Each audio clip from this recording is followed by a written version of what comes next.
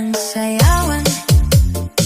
May dalawang matanda, si Lolo at si Lola, ay tumitirada.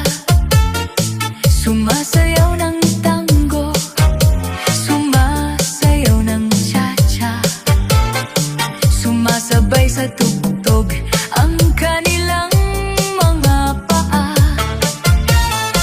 Si Lolo ay nakapustura, nakabarong, nakaporma, habang si Lola naman ay naka-makeup ang mukha. Umiindak sa kaliwa, umiindak sa kanan, parang bumabalik sila sa kanilang kabataan.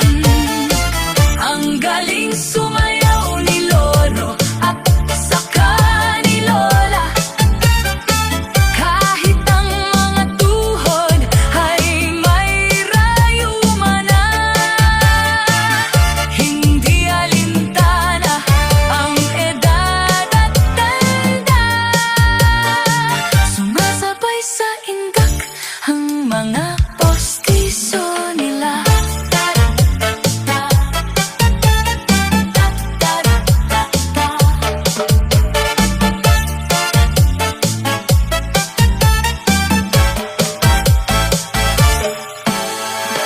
Kahit sumasakit na ang kanilang mga tuhod, basta't may sayawan, sila ay sumusukot.